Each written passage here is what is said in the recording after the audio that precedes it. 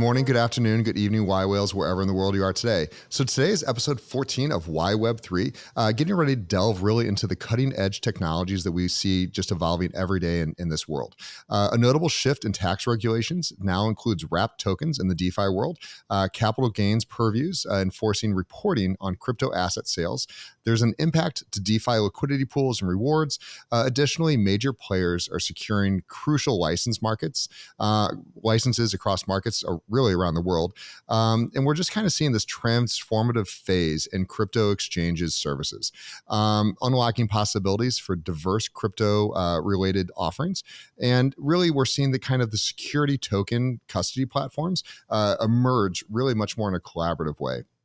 A decentralized exchange is streamlining transactions through their mobile app, and a social network platform is adopting Web3 for seamless user migration. I think these are all really big trends, and I'm really excited for our panel that's here today. Let's go ahead and get some introductions, and then let's talk really about the news. And I think the world has absolutely changed over the last few weeks. I was in London last week, so I wasn't able to record this. But Coert, let's go ahead and kick it off with you. Good to see you again, sir.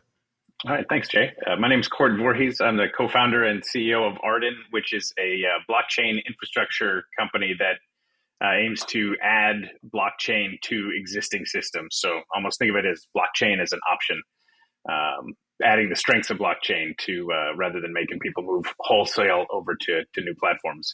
My background is in education and fiction writing and book publishing. Fabulous. And startups before this. Yeah. Listen, it's startups is its own addiction in itself, and then you add blockchain in, and we're all in trouble.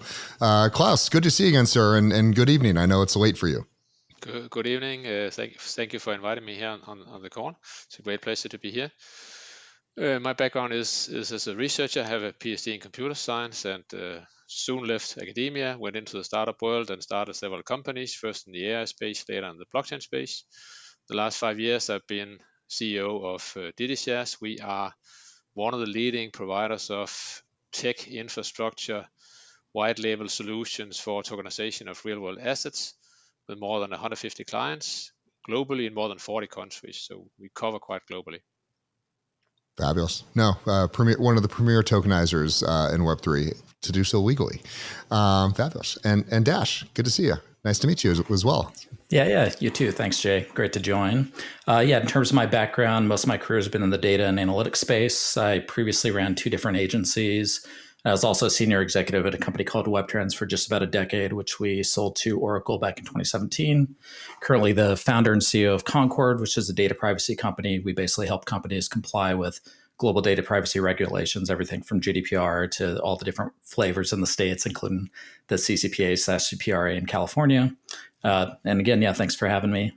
Happy to join and looking forward to the conversation today. Absolutely. So let's kind of go ahead and frame this week. It's been, we did not record last week. I was in London for a conference called Transform Base. I want to thank everyone, that Eric and everyone that put that on. It was a fabulous conference, and I appreciate them having me all the way over there to speak.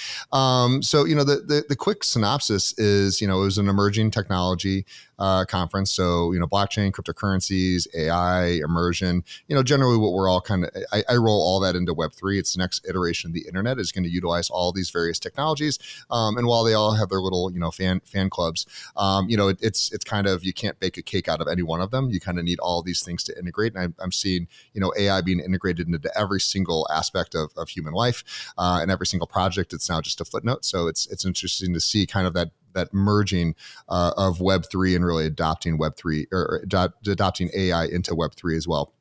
But I think the biggest thing that really I took away from that is there was big banks in the room, the JP Morgans, the Chases, HSBCs, and a variety of others. And so you're seeing kind of the evolving of blockchain being this kind of like crypto kitties and cute technology that people are playing around with, to a lot of these big bankers and big financial institutions and asset managers. And Klaus, you'll probably understand and agree with me here, saying great. you've proven that you can take a JPEG monkey and you can have value to it. You can store value in it. You can, prove ownership of it. Now let's do that with real world assets. So it's really, I see this evolving trend of what I refer to as blockchain based finance. And it's really just traditional finance rules and regulations being applied using blockchain based, Web3 technologies. And so I think that, basically what we're seeing here, especially with Claus and Dash, I think that's the continued trend that we're going to see. Is we're going to see that gray hair adults, entering the room and saying, "Thank you so much. You've proven out this technology. Now we can use this to scale, really infinitely some of these products that have been very hard or very complex to be able to do." So when you start talking about GDPR in the blockchain world, like 3 years ago, that's almost unheard of.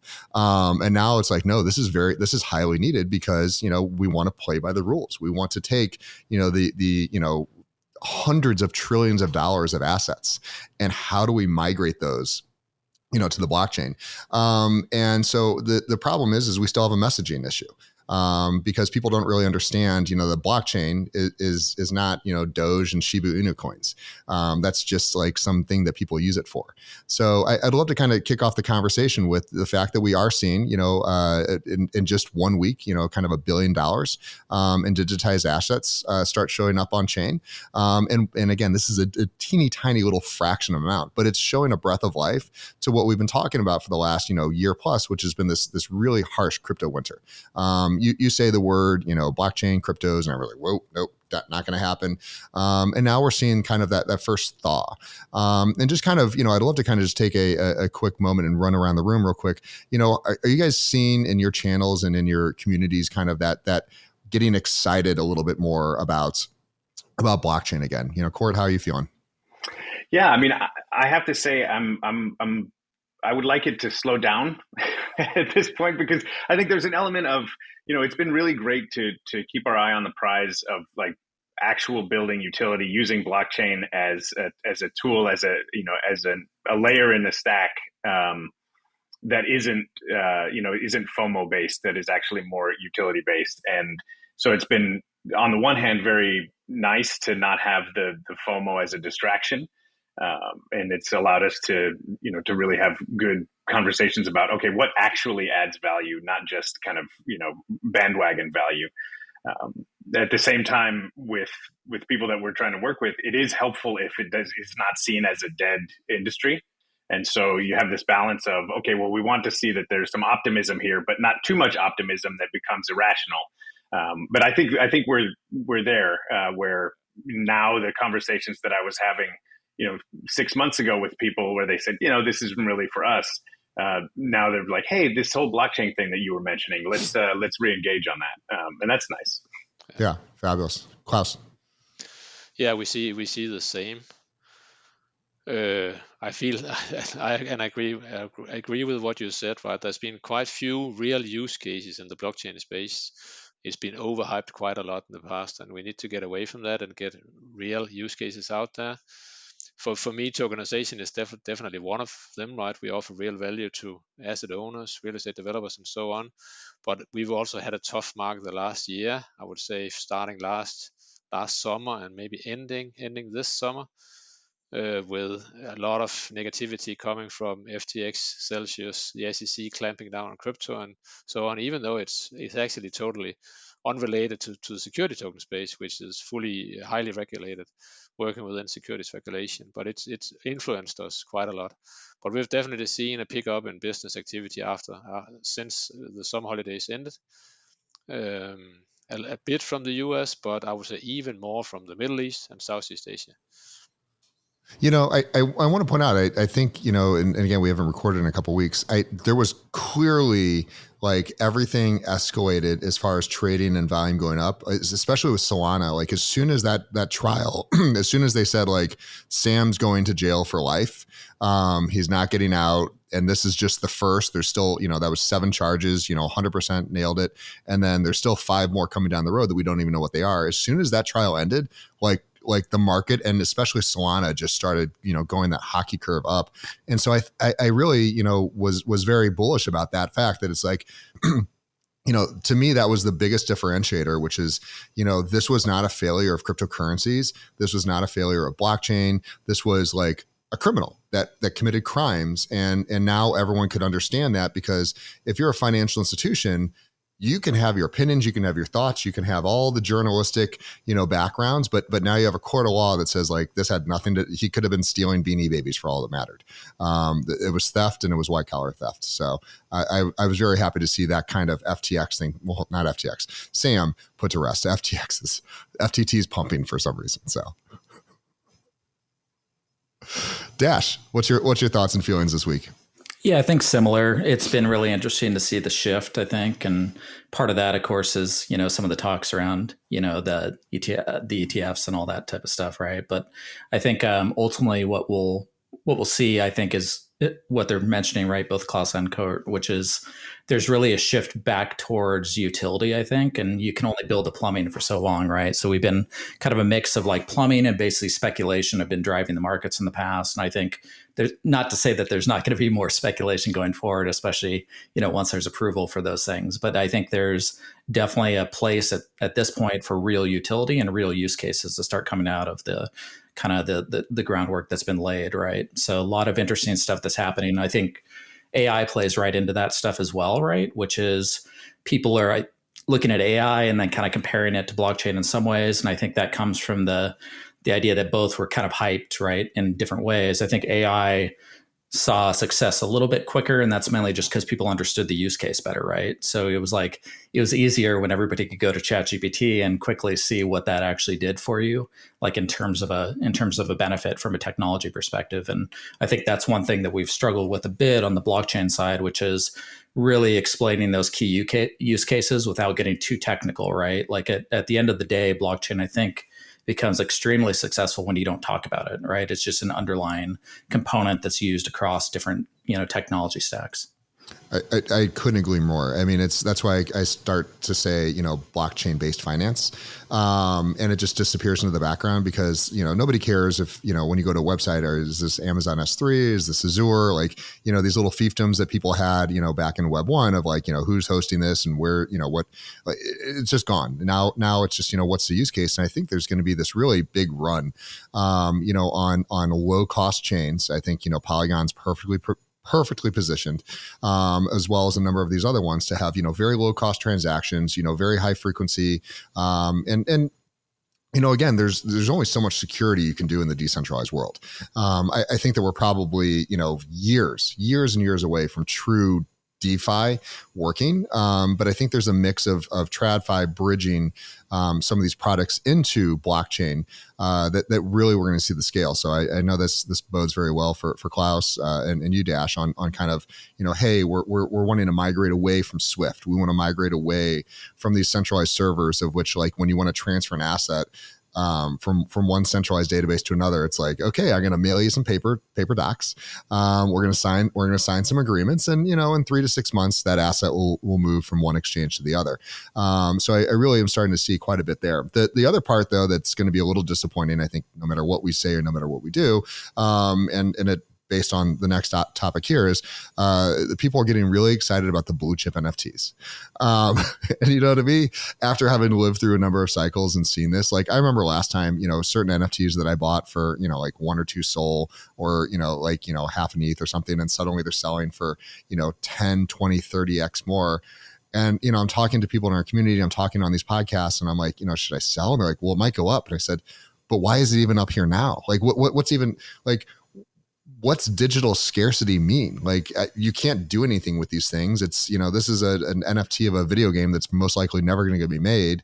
PFP, type pictures is just insane. So, as we see these kind of, CryptoPunks coming back and, Ether Rocks, all this other stuff, like, the way I view NFTs is it's just key. It's an immutable key that allows access to something. And we really haven't done that utility access, from gatekeeping or ownership of asset, like a real world asset very well yet.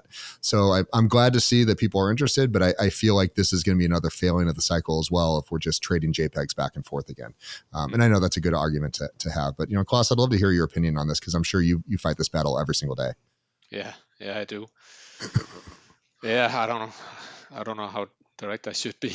So we have a lot of people contacting us wanting to tokenize NFTs or tokenizing something with an NFT. It generally doesn't make sense. An NFT is used to represent a single object that is typically not a security because it's non-fungible. Securities like shares are typically almost always fungible. And if you want to fractionalize something, you wouldn't use an NFT. The NFT protocol is not a good fit for it, right? So if you fractionalize ownership of a real estate property, it becomes a security, and the NFT protocol doesn't really support that.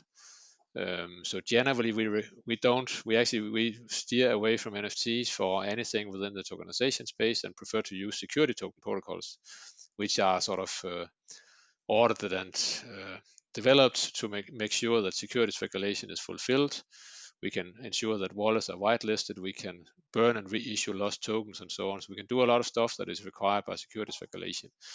So we're sort of in a very different space compared to the NFTs. I think NFTs is a great technology for a lot of applications, but not really tokenization. Interesting. Yeah. So Coert, you've been in the community for a long time. You're probably the same as me. I'm literally at this point right now, I'm just getting back in town and I'm going, I need to go like hunt through all the 20 different wallets that I own, find all like centralize all these things down to a wallet and let's start getting rid of them. Like, I'm not very bullish on long-term on a lot of these things. Like I've got some Mooncats and I don't even know what the hell these things are. And I'm looking at it going like, this is the time, if there's liquidity, now is a great time to exit because I'm just not bullish on another cycle of these things. It's I think we'll get a little bit of it, but I'm not long term like thinking these are going to be worth stuff decades from now. Yeah, I mean, I think there's a connection with something that you said earlier about low cost chains coming into the fore, and so you see more adoption, more utility. Something like I think on that the tweet that was just shared, they were all ETH projects, I think, and so you have now you're paying this bull market ETH gas at crazy transaction fees. To me, the NFT market is kind of an indicator. It's like the fear greed index. It's basically like if NFTs are up, then that means there's optimism in the market, right? I couldn't agree with you more though about the role of what an NFT is changing. Kind of as there's more utility, as there's more adoption, and I think the low cost chain is what makes that happen, right? Is that if you can take one of the things that we're constantly struggling with is like, yes, we'd like to incorporate blockchain into this, but if there is a current web chain, a Web2 database solution that you're using that is faster and cheaper, and that the validation of ownership or whatever, as from a permissionless standpoint, doesn't necessarily add the value that you want it to, then there's no reason to go Web3. But as more you have, newer chains that are, either whether they're rollups or whether they're, object architecture, whatever the different architecture is that makes them more able to mimic a Web2 environment on the blockchain.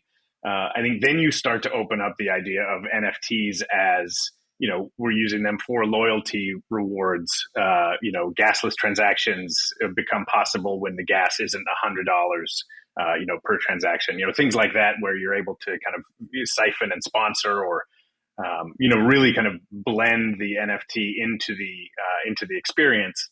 I think there's always going to be people who want to drive a Ferrari or wear a expensive watch, or dress in the thing, the clothes that only people who know how much those clothes cost know how much those clothes cost, and so there's always going to be a room for a Bored Ape or whatever it is. But I think as more we have the adoption of the technology as a it's a slow. I think on one of your interviews, you interviewed Colleen from Solana. He's like, yeah, blockchain is a slow database, right? Yep. So as long as if the database gets a little faster, that you can add it to an experience without negatively impacting that experience, I think you're going to see that. Yeah. But as far as NFTs go, I have to admit to being a little bit of a degen there myself, and just being like, I'm looking at things that are like, now 0.5, 0.2 SOL. I'm like,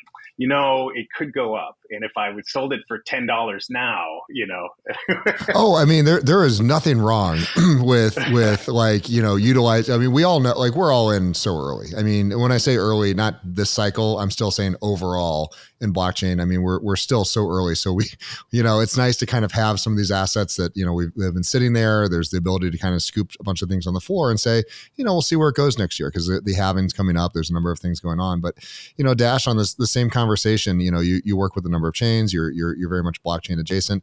And the first thing when things get popular is, like, it's been great to kind of use ETH over the last year, because gas fees were nothing. I was moving and, paying like $2 on some transactions. And the first thing that happens is there's volume and the price spikes back up.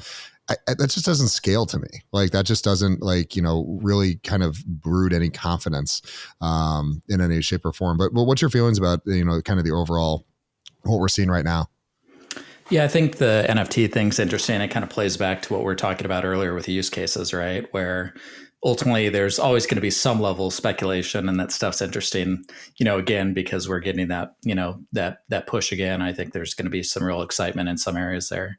But I think when you talk to some of the bigger brands, like we've talked to folks like Nike and ASICS and Walmart, and they're still pretty excited about the future of NFTs, specifically in the realm that you're talking about, Coert, which is the basically usage in things like loyalty programs, right? I think there's still a little hesitancy in terms of how those things are ultimately used and released due to some of the still regulatory, uncertainty around around those things. It's similar to what we saw with Reddit, right? Where they ultimately kind of shelved that for a few different reasons. It wasn't just that, but there was other things related to it, including some of the scaling stuff with ETH at the beginning, even though they later moved to Arbitrum and those things. But I think, ultimately there's still excitement around that use case, which is plugging it into things that are based around things like membership and access and some of the really cool use cases around NFTs. And I do think there's a big future there, but it'll be interesting to see kind of which way it goes over time. But ultimately, I think it's going to be the brands like,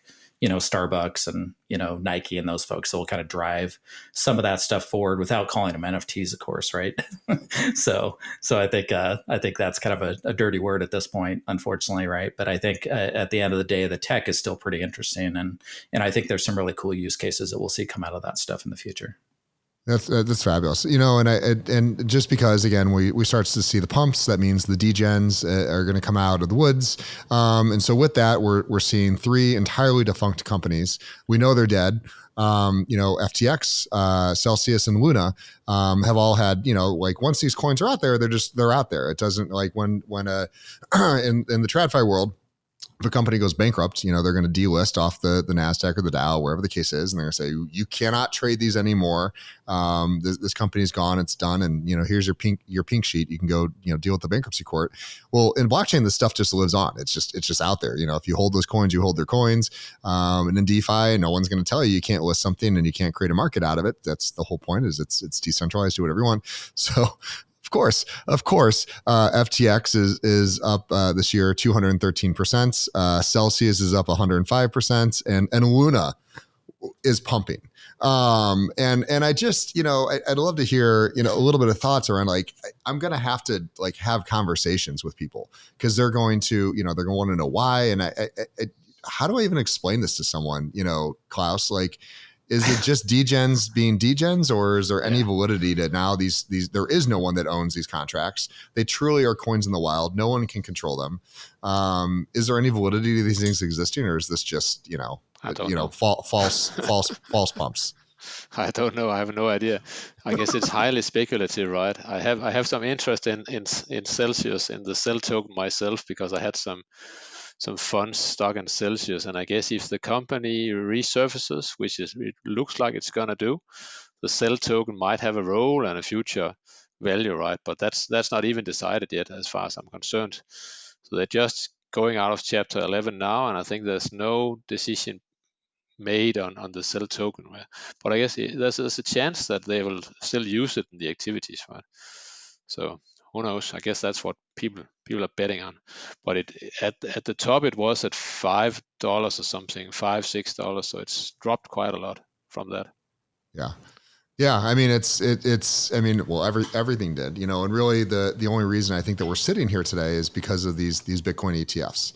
The king is kind of like we're waiting. I think it's going to be January. I don't think we're going to see anything this year, no matter what anyone says or does. I have no knowledge other than it just does not seem like an end of the year thing that they're going to do. It seems like something in January that they'll be able to showcase something in 24. Like just knowing how politics work, it's all about the press release. This year's already done. They can prep and kind of get over with. And I think the BlackRock one, which is one of the very first ones, like the final due date, like the last they can push it is sometime in January anyway. So that would make sense. They're going to push these things as long as they can.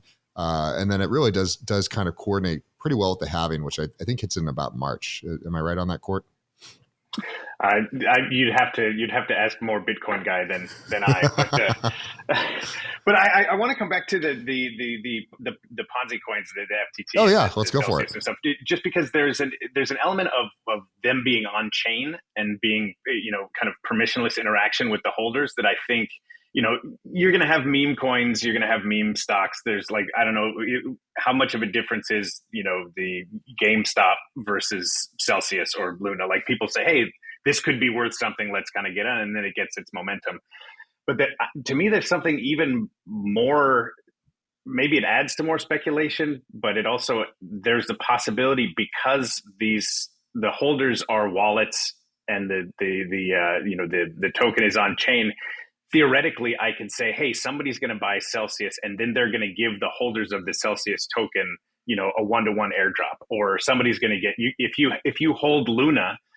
Somebody's going to create a token that is going to reward Luna holders, or that's an element of speculation. There's like layered speculation to blockchain coin, collecting or investing. I don't know which is the right word, but it's just something I don't know that you can do that. If it's like, oh, my mutual fund, if I have Blockbuster in it, anyone who held Blockbuster is going to get this stock added to the fund. No, right? I that entire concept violated like 7 different securities laws to be able to do so. but that kind of comes back to like the entire problem is there is no central authority. There is no one that can stop anyone from saying, hey, I might do this, or posting something on Twitter, because there's so many anonymous actors that still exist in the space. And I think it really there's we kind of need to have a divulgence of the entire asset class. There's crypto. And I think crypto we can just hand over to like do whatever you want. We don't care. Like if you think a meme coin is money and you find people that want to take it to buy bread, go for it, man. But the other side of this thing, I think that you're really seeing with Dash, with Klaus and some of the projects that yWhales works on, like FinRamp, which is that we want to use the technology and really kind of help scale the world and kind of bring finance into a much different aspects. Because I think that blockchain-based finance, like I said, time and time again, really does play so well. Dash, I'd love to ask, your question on there. So as we're talking about, Ponzi coins and all this other stuff, how do you think of, how you integrate, something like GDPR and just overall regulatory compliance into blockchain technologies? Yeah, it's a really good question. I think there's some different answers, of course, depending on which part of it you're talking about, right? I think there's the whole kind of data side of things, which is one of the key things we focus on. And then there's the whole kind of just regulatory certainty, right? And kind of understanding how this stuff plays in the real markets, right? I think we all realize, of course, that traditional finance needs to play a big role in the future state of blockchain success, and that's going to happen with the ETFs, right? So I think ultimately when that does come to be, we'll see, of course, large money come in. It's already prepping for that, and I think that's going to be a big part of the next wave. But ultimately, I think that piece then drives the use case stuff that we're talking about, and there'll be more regulatory stuff that happens at that point in time, right? There's going to be regulation stuff that's built around, of course, the financial mechanisms, but there also needs to be more stuff around kind of data and how stuff is stored. And so this plays into AI as well. So there was the recent, of course, Biden executive order that was all built around AI. And there's a whole bunch of underpinnings there based around privacy and how data is basically used within different types of AI models, and how we also still promote innovation within the space, right? So you want to not stifle innovation with regulation, but you want them to play nicely together as best you can. And so I think, and I'm hopeful that that's kind of the future state here, where we'll see that mix. And also when it comes to data, and you look at something like blockchain, there's definitely some challenges, right? Because it's immutable, like especially when you're talking about public chain, right? So in that case, like you have to watch out for what you put on there, right? And in relation to GDPR, there's pseudonymous identifiers. They're basically an ID that may not directly identify somebody, but there's additional data that can tie to that could then identify somebody. And that's a big part of GDPR. And to be in compliance, you can't put that type of stuff on the chain, nor would you really want to, right? You typically want to store that stuff off chain and make sure that anything that's stored on chain it can be decoupled from an individual, right? Now, that's not really the case today always, but that's kind of the goal that you need to, I think, strive for when it comes to that stuff. So I think we'll see a lot of movement due to, like I said earlier, the success of AI and the easier understanding of AI technology, because people also understand that there's they get the use cases there so much that they understand that oh, my data is now being scraped online that could be used in these different models. There could be inherent biases tied to the usage of data that could impact all different things, from hiring processes to different types of usage of data across all types of business functions, right? So I think we'll see a lot of stuff kind of unearth itself as part of this kind of co-movement of kind of blockchain becoming a real thing that's actually traded in the traditional finance space, and then also the growth of AI and the kind of I don't know, synergies there that exist. Yeah, I mean, I've said forever, blockchain is not really built for humans. It's designed for machines to be able to interact, and so I really do see the convergence of these technologies and things like privacy on blockchain. It just doesn't work. It's not. It can't work. I mean, it's by design. That's not the way it was built. So there's going to be this integration, like I said, is NFTs. Kind of token gating. I think is going to be like one of the biggest things once somebody truly figures out how to do that easier for access. I think token gating, combined with traditional Web2 servers, which are great. I mean, there's nothing wrong with using Amazon S3. There's nothing wrong with, you need mass amounts of space. IPFS is very expensive. It's very slow and doesn't really, provide for, like you said, the right to be forgotten. Blockchain doesn't care. You can't, what are you going to go to all, every node and say, hey, you guys got to erase this? I know they're trying, but that doesn't work. Klaus, jumping over to you on this kind of a slightly similar topic, I think the biggest thing that I've noticed from this Bitcoin ETF that we're coming through, and again, seeing traditional finance and institutions getting excited about the idea of cryptocurrencies and everything else again, is we've just entirely abandoned this idea of self custody. Like it went from not your keys, not your crypto, we're F the big banks to BlackRock, please buy our stuff and please hold it for us, in a pretty little ETF. And we hope that this is what gets us to, $1 million Bitcoin. Are you feeling like the concept of self-custody is maybe a little bit either short-lived or not close to mature enough? Because we see hacks, scams, and wallets drained, every single day. I'm a strong believer in self-custody, I have to say. I feel it's definitely the future we should strive towards, and I think the trend has also been going in that direction, even though I haven't closely followed it. We recommend to all our clients to do self-custody, actually. And the special benefit of working with security tokens is that you can securely self-custody them, and even if they are stolen, we can burn them and reissue back to the correct wallet, right? Because it's a security, we need to be able to do that by law. Yeah. So in fact, I also saw the news here of Hsbc collaborating with Metaco to launch custody platform for tokenized securities. It really isn't necessary, but it's not for security purposes, at least I would say. So it's maybe more for bookkeeping and sort of for legal reasons that they do it. But from a security perspective, it's not required. So most of our clients, we actually recommend to self-custody their security tokens because it's just much more efficient, much less expensive, right? They're not going to be paying 1% per year of the value. and it's in many cases more secure. Yeah. So I mean, I'm going to say that. Oh, go for it. Listen, I love a good battle. It's not so much a battle, but I think we would be remiss if we didn't acknowledge the fact that self-custody is freaking terrifying to a normal person. Like because you're telling me that it's, I think normal people would like to have someone to turn to if something goes wrong. And Klaus, you mentioned you can have your, the security tokens reissued. That's great. But if someone drains my, my ape or whatever, I don't have an ape anymore. If it's just terrifying to, my wife was setting up a token, a wallet for her Steppen account, right? She was doing Steppen last year, and she'd like the secret phrase, and she's like, "What is this?" And I said, "Well, you can't lose that." She said, "What are you talking about? I can't lose that. This is the least user-friendly thing possible." So, I know there's some like ZK wallets, and there's other things. There's a bandwidth between like full, like centralized, custody, and then, full, like, don't lose your seed phrase. There's a spectrum there, but I think one of the things that gets us in trouble as in blockchain is not acknowledging the fact that not everyone is comfortable with like decentralized maxi kind of, thought process. Yeah.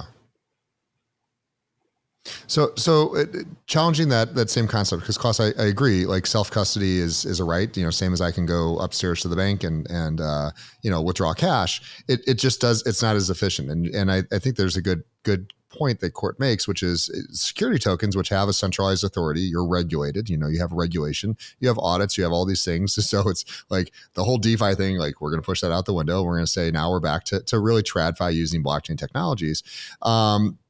But if someone steals your Bitcoin, or you're holding wrapped assets, and the bridge gets hacked and drained, you now have a worthless IOU. And I think that there's so much risk that we've seen this time and time again.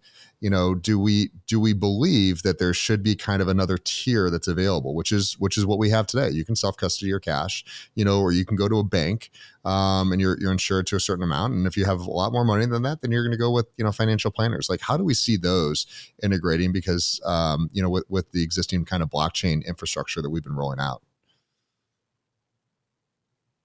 Klaus, who are you asking? You. Klaus, do Okay. you see TradFi institutions coming forward to help take care of custody? I do, definitely. Okay. I'm sure that within a short time, all the banks will support wallets, right? So it'll just be merging naturally into the normal account. So the funds you keep in there will be insured. There's no doubt about it, right? So then we'll have the national stablecoin currencies, right, with CNBCs. Yeah. It will come out too, and everything will be on the chain. It'll be totally natural for everyone to use. There'll be no passkey phrases and stuff like that, right? It'll be much more user-friendly and safe and secure than it compared to now. Yeah. Dash, again, you have a very different perspective on kind of these worlds, because you're really, you're more blockchain adjacent than anything. You're very TradFi. When you kind of hear the way that, Klaus and Coert are talking about custody and everything else, you get into rules and regulations that you're advising your clients that aren't optional. There is no like, if you want to do this, that's great. These are like clear rules and regulations. So how do you feel? Is that going to come from, companies that are just going to institute on their own and just say, we're just going to follow these rules and regulation, and there's going to be kind of a pivot between DeFi and TradFi? Or do you think that the world is going to come together and create, kind of something like ICANN, which is like, this is the way that all digital assets are going to be, and we're all going to adhere to this, because the only way it scales is if there's, that ability to kind of passport around and truly it'd be interchangeable? Yeah, I think the hope is that they come together, right? And they come together sooner than later, so that it's, I think, a little clearer for everybody. But I think if you even taking a step back and talking about the wallet issue and some of the, regulation stuff tied to that stuff, I definitely think crypto wallets and also regulation and those things are actually a big impeding factor right now in terms of adoption, right? Regardless if, it's the best solution we have today. As you mentioned, Jay, most folks don't want to figure that out. And that even includes like technical folks, right? So it's a very small contingent that wants to take on that risk of like, oh, I lose my, 12 or 24 word phrase and all of a sudden I've lost all of this, money or whatever other types of assets you have, right, stored within your wallet. So I think the wallet piece needs to be solved, right? I think ultimately wallets are not the best solution for the normies, right? And to make blockchain in general just scale, right, there has to be a something that's usable by everybody, right? Like, or at least most folks. And so I think, yeah, crypto wallet self-custody is still a massive issue, I think, overall in terms of adoption.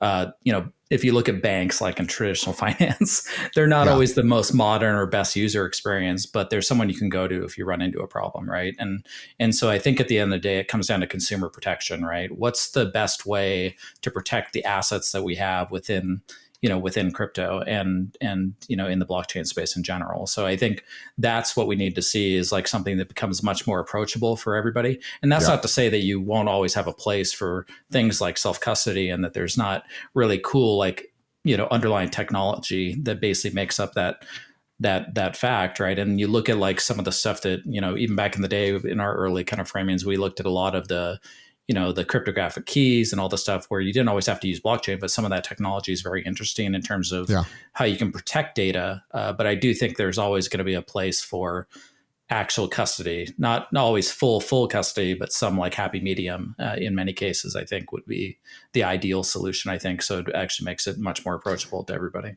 Yeah, my thing I say constantly is the two biggest problems we have in blockchain are wallets and bridges. I think that, there's not a single wallet on the market, and I've seen everything that's even coming out, they're working on, and I just don't think there's anything close to where we really want to be. And then the concept of wrapping, I think, is just incredibly stupid. And there's a lot of people that argue with me all the time. I think native coins are native coins, and I think that, cross-platform, DeFi is kind of going to be where it is. You can have a wallet on every single chain that you want to.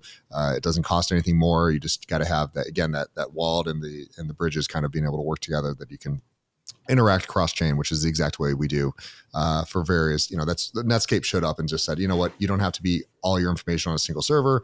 You can pull from 100 different servers. It doesn't matter. And I think we're going to be seeing that here shortly as well. Jumping over to another reason why all this is important. This week, Argentina announced that they are at 143% inflation. So this is the government saying that they are at 143%. And so just the same way that I think the US is saying that they're like at 8 or 9%, and we know it's like about 4 times that. I think that it's this is a critical situation. And for people that have ever lived through this, and I've heard a number of stories that people have gone through fiat crashes. They're stuck. The banks aren't going to let them take their money out. They're not. There's nowhere to go. You can't just say, "Hey, I want to swap into U.S. dollars," or "I want to swap into anything." You're just stuck watching your money be devalued by massive amounts, and it's heartbreaking to watch. And I think this is one of the reasons why Bitcoin was originally pushed out.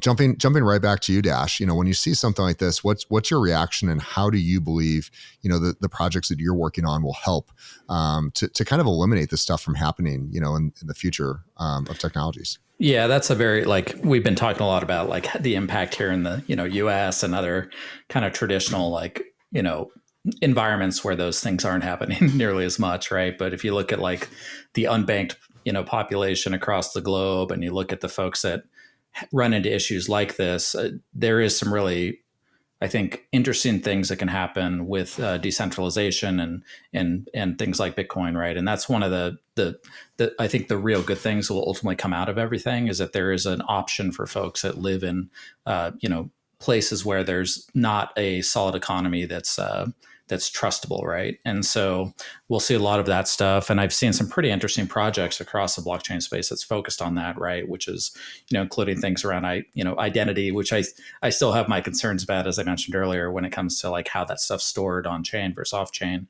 But at the same time, there's some really interesting things that you can do with, ultimately giving access to, monetary systems to people that isn't as in flux, right? As you see with that example there. So yeah, I'm excited about that part of the future, but I think that's something that's not going to drive it as much as it's going to come out of it over time.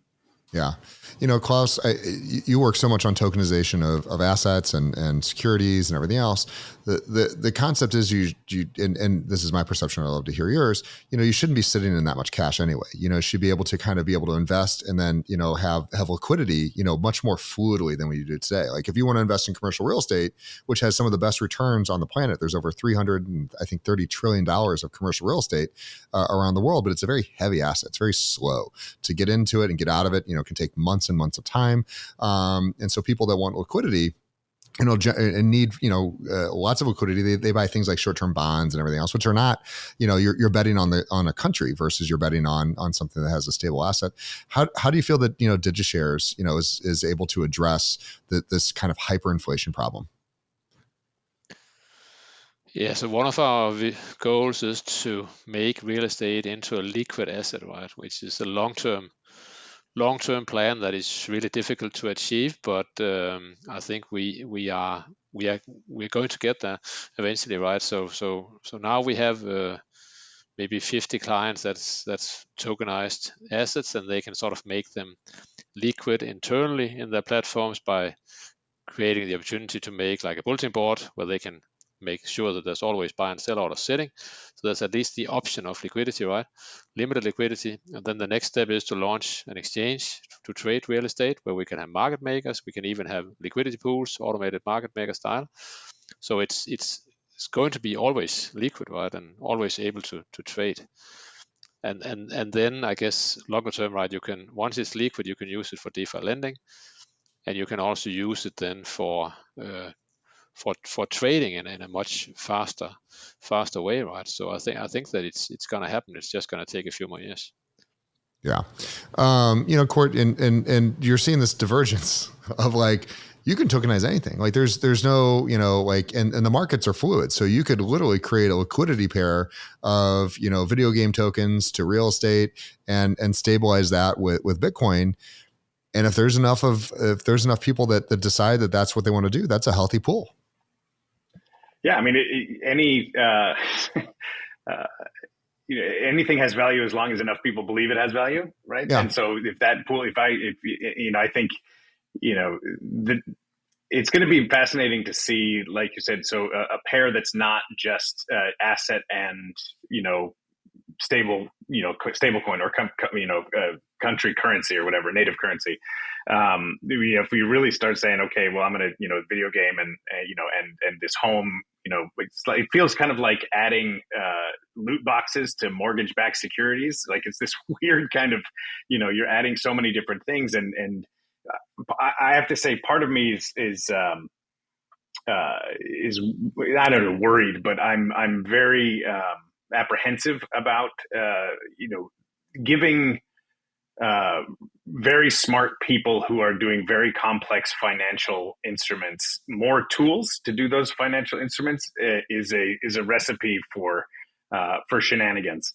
I think the idea of having more regulation come. I mean, again, it's this push-pull between decentralization and regulation, and somebody, you're not going to get the full value of the decentralization if you're overregulated, but at the same time, you're going to get people's houses lost if you don't have regulation, right? So I'm apprehensive. I'm curious. It's not really the world I play in, but it definitely makes me worry. Well, I think it's interesting because what it does to me is it opens up options. And so the concept is, again, I try to stay away from as much of the degen stuff as possible. But, a couple of years ago when I and here's a good Solana example. The first time I heard about Solana, forget about what it does, who it is. I just said, this is very interesting. They clearly have a very strong VC backing. There's a lot of theses. It's a next generation chain. But in the United States, it was not listed on Coinbase or Kraken. It was not available. But I said, I'm interested in this investment. So I started with some USDC and USDT, and it was to acquire it for myself. It was 5 different, DeFi paths that I had to do to eventually be able to acquire it. This is way back, when it was, under $5, probably under that I had to go through all these paths to be able to get it. But at the end of the day, it did work. I was able to acquire it, and I had a great time with it during the bull run. And I think that's kind of what I'm trying to say is, Klaus can have this ultra secure like security of like real estate tokenization, and someone can have their meme coins over here, and it may not be a one-to-one, pairing, but you can get out of a garbage protocol or garbage fiat somehow. Like you have at least a chance of escaping something and getting to real value. And I think that's the biggest thing that I'd love to see by some type of standardization, it doesn't take five things and someone who, I'm not saying I'm that smart at this stuff, but like it took a while to figure out how to do it. Don't even get me started on the tax exposure on what in the world I've done. But I mean, at least I was able to say like, this is garbage. I don't want it. Referring to my USDC, I do want this, which I perceived was more value. And it absolutely was. Solana went from $5-6 and went all the way up to the $200. So it was a good thesis, but it was not easy to do. And I think that's what I'm trying to get at, is that rules and regulations are fine. We want to adhere to them, but how do we create the opportunities that people, when they see something and they know it has more value than this devalued currency, how does it happen? So thank you for that conversation. And jumping back over to why I don't like wallets, Poloniex, who has hot wallets, hot versus cold wallets. We're not going to dive into it here. They had a $114 million hack. And this is standard. 114 million, unfortunately, is not a big one. We don't really talk about it until it gets into the billions. But every single day, I have in my Twitter bookmarks, I have an entire like bookmark category of nothing but just hacks. And every single day, it's like, oh, we're going to add 2 or 3 more to these.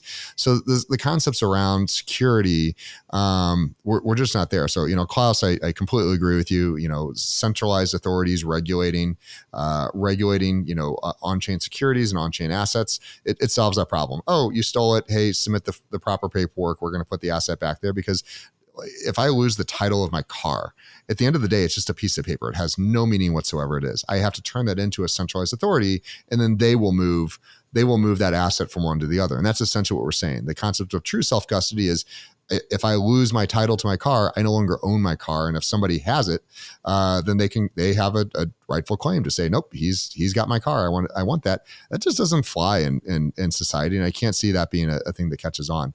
But love to hear your thoughts on this one, Klaus, and then we'll go around the room.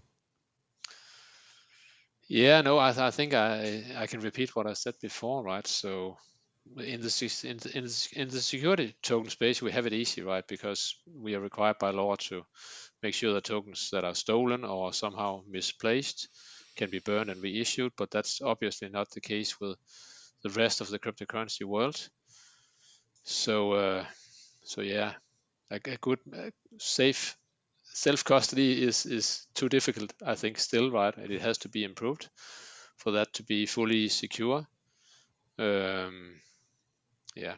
I don't think I can add so much. No, there's not much there. But I mean, Coert, you're on Fireside with us every single week. It's like we don't even really talk about these things anymore, other than like, protect yourself. Like I go through. I mean, there's an entire laptop that's air gapped that I have to use to do this stuff.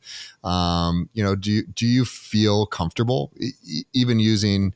Like these guys are professionals. Like Poloniex is not a bunch of little kids that are just messing around. Like these guys know what they're doing, and they're getting hacked. No, and there's social engineering too that, there's so good. There's, posting links and things like I had I will be honest and say that I had a wallet drain happen to me because of something that I did, and it was dumb in retrospect, but I thought I was being careful while I was doing it, and I thought I double checked. And it was just, fortunately it was my hot wallet. So it wasn't anything that I really cared about or couldn't, aside from, money. But it was embarrassing. I'll tell you that. And I didn't want to, and this was, after I told new people, hey, you have to be very careful. You've got to make sure you do X, Y, Z. You can do all these things. And then here I am, doing those things, I thought, and it was a bit of a social engineering thing. It was a bit of a, misclicked link. It was just a combination of things that I didn't see coming. And, the idea that is, I think I love the idea of a car, like transferring. If I have a car I want to sell, I currently have a car I want to sell. I have a title.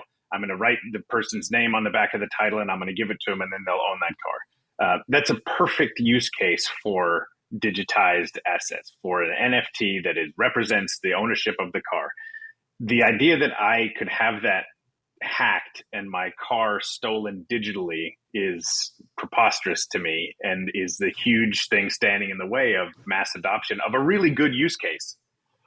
Yeah. No, and I mean, I think that, jumping back, I'm going to jump over here to Dash on you, because when we start talking about like privacy and like needing to keep these things on, like if you have that data on chain, it doesn't matter if it's hashed, doesn't matter whatever the case is, like, listen, big databases get hacked all the time. Same thing. It's not a direct monetary deal, but the concept of like, not only did I have my identity stolen, but like I no longer own my house. I no longer own, I just got wiped off. Like that doesn't fly. What's your thoughts on how to kind of solve this? Because I know you spend so much time in the space on this.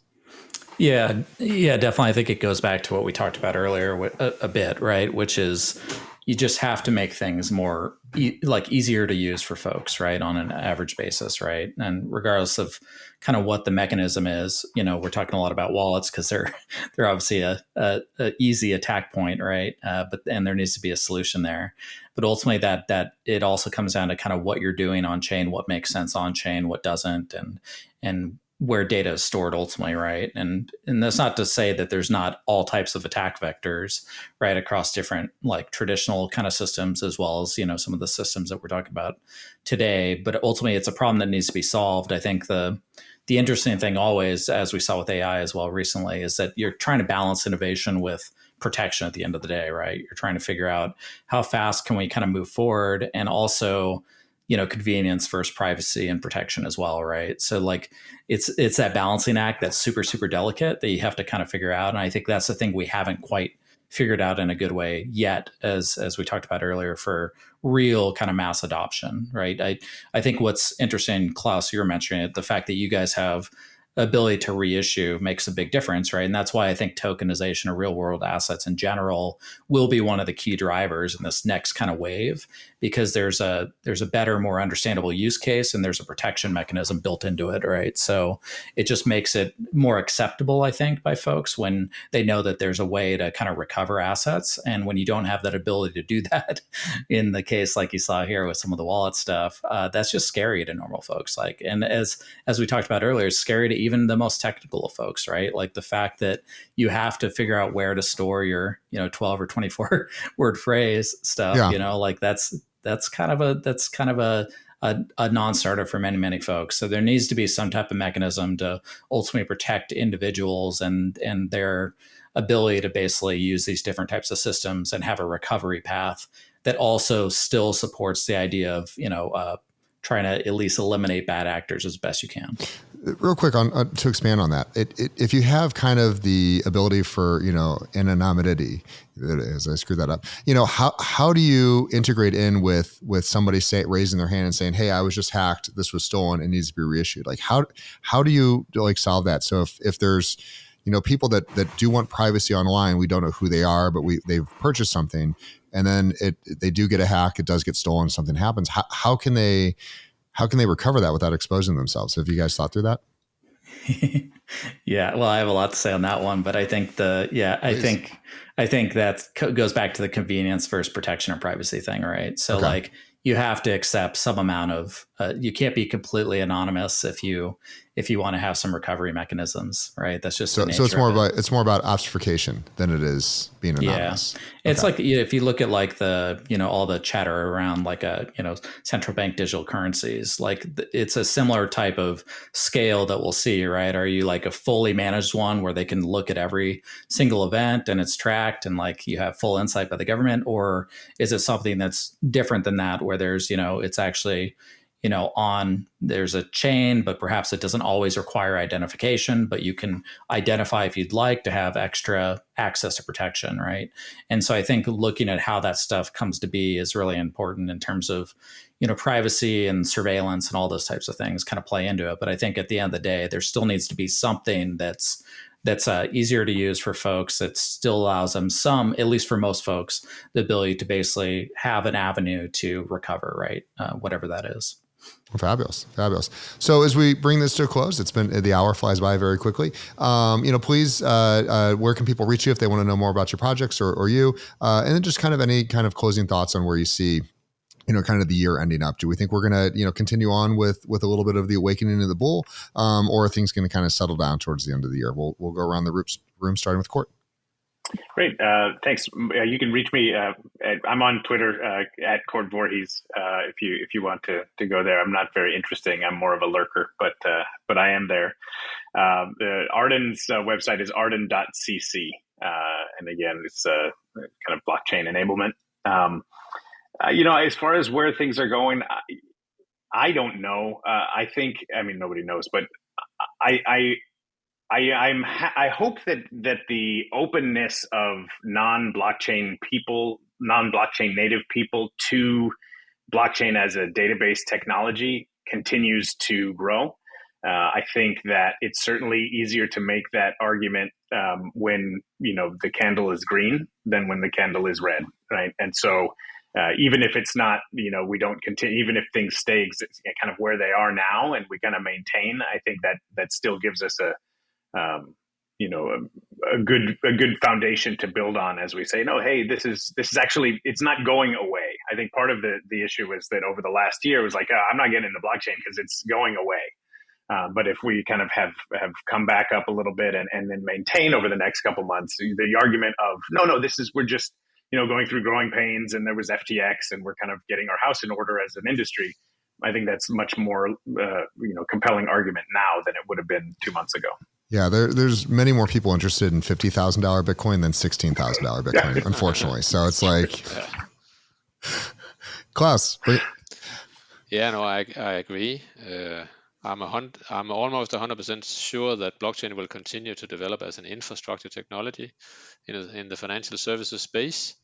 We see more and more big players coming into the space, investing in companies, doing POCs, rolling out quite large projects and so on. And I think they just see it as a great infrastructure. So I'm not so worried about that, I have to say. And I think tokenization will sort of ride on the back of that trend, and will also become sort of just a way of doing things in the future.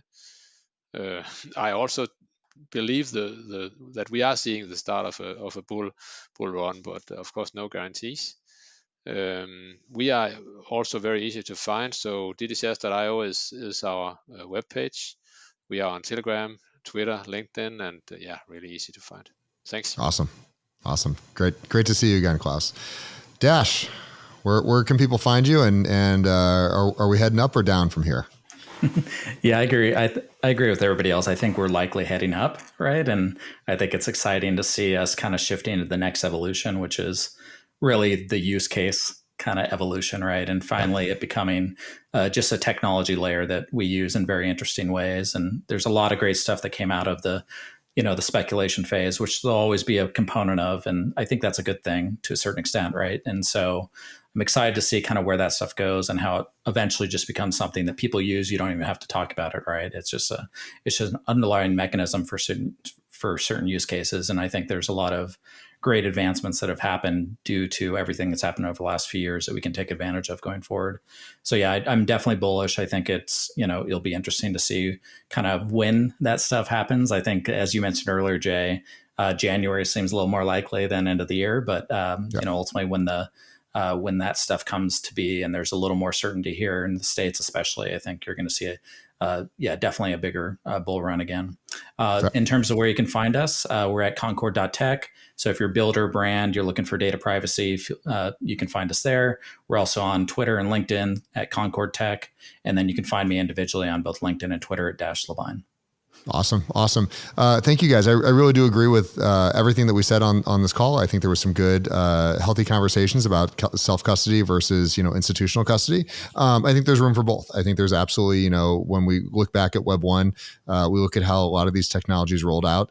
Look at the MP3. It started with, the Pirate Bay, Napster, LimeWire. Like like, hey, here's some interesting use cases, but it's not, there's no real, thought through kind of how this would be managed and how it'd be regulated. And that led to, the Spotify's and the Apple Musics and everyone else. So, where we start, which is, JPEG monkeys and like JPEG rocks, isn't really like the future of where everything's going, but the technology is clearly sound. People have adopted it. And I think that now Tradfi, I'm seeing it, every single day. Klaus, you've said it, and Dash, you're agreeing, we're seeing the institutions going like, okay, if it can work for that, like imagine what it does for real world assets, real world value, and the emerging, I think, of regulation and legal framework into smart contracts is where we're going to see this massive kind of like divergence. And the other thing I want to say is how small we are. Right now, a $1 trillion market cap, it sounds great. And we were at 3 trillion during the last bull. That's nothing. Like, that's nothing. I'm here and I get excited because we've got, hundreds of trillions of dollars that need to be brought on chain. And I think that, everyone on this call is going to be part of making that happen. I thank you guys for your time as always. For anyone that wants to know more about yWhales, we're at yWhales.com. We have our own kind of tokenization type project that's very adjacent to what Klaus does at finramp.io. But thrilled to have you guys on here today. We're going to talk more. And for yWhales, we'll catch you guys next time.